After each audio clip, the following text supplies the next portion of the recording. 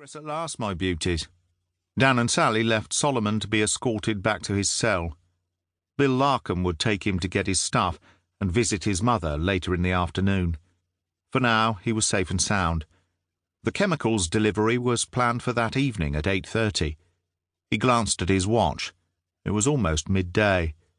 That would have to be enough time. In the incident room, he felt the same sense of excitement that had been apparent the day before. "Got something else to tell me?" he asked. Bill Larkham waved from his desk, miming that he'd finish his call first. Dan looked at Sam Knowles, who appeared to have chocolate smeared across his mouth. "Sam?" Sam swallowed down his biscuit, which had gone into his mouth whole, and washed it down with a swig of coffee. "Sorry, sir," he coughed. "We've identified the Stewart's car, have an address in Bristol, and Sarge is on to the housing people now." "Yes, impressive work. We're getting close, aren't we?" said Dan. "But, and I know you don't want to hear this, I need you all with me on the Ryan Carr case today, and tonight. It's taken priority." He cast his eyes around the room, ignoring huffs and tuts. "Sergeant Bennett not back yet?" Lizzie Singh answered. "Court's in recess now, so he should be back within the hour." "Right. I need to Google the retreat and have a look at the site properly. Sally, I'll need a full team out again tonight. Usual procedure. Armed response?" she asked. "It might be worth having them there, just in case Garrett carries a weapon. Stab vests are compulsory. I've seen the knife he carries in his pocket. I will need some sort of aerial surveillance, though, so we can watch the movement on the ground." "I'll get on to Force Support Group now," she said. "Can we use a drone?" piped up Adam Foster. "Too noisy, and I don't want helicopters hanging about. All too noisy, even if we could afford one, which we can't." He scratched his head with the tip of his pen. "I don't actually know what we need yet. Just alert them, Sally. I'll get back to them with more detail when I have more of a plan." He perched on the corner of the table and chewed the skin at the side of his thumbnail. "You know, I'm thinking we could attach thermal cameras to a couple of trees, or the motorway flyover strut, and watch from round the corner. It won't be dark until after 9. We'll follow Moss when he takes the chemicals to whoever is making them, and the rest of the team can have a good look round once he's gone."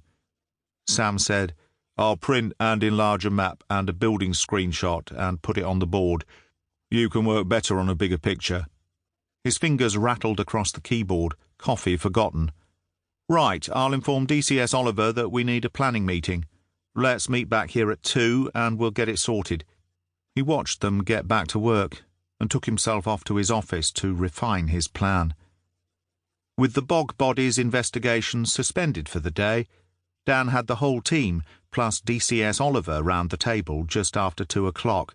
He'd stuck his hand in his pocket and sent Adam out for sandwiches, as he didn't think they'd get much chance to eat once it all got going. Sam had printed off a map of the retreat, aerial view, and the Google Earth picture of the buildings and layout. They ate, chatted, and studied the maps. Dan cleared his throat and banged his mug on the table. "I'd like to welcome DS Lake back to the team again. Force Support Group is with us tonight, with a team of 4. Let's hope we don't need you, Duncan, but you're very welcome." He nodded towards Oliver.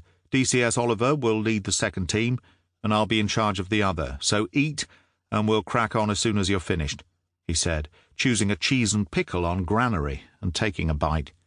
Lake waved a hand, mumbled his thanks, and tucked into the sandwiches and coffee with gusto. "Wasn't expecting grub as well," he said to DCS Oliver. "D.I. Hellier looks after his team," she said, "although what he's getting them into now remains to be seen. We have no idea if this Garrett is armed, psychopathic, or just a generally nasty piece of work," she said, pulling at her lip. "Okay," said Dan. "You can all see the maps, and I know you'd like longer to study them, but we're pushed on this one." He wiped his mouth on a paper napkin. "This afternoon I want a couple of people from FSG to put a thermal camera here and an ordinary one here." He indicated a huge oak tree behind the barn, on land belonging to the local boatyard. "Ben, will you clear it with the owner, please?" Bennett nodded and passed down the signed search warrant for the retreat. "Thanks for that. Hope you didn't have to beg for it."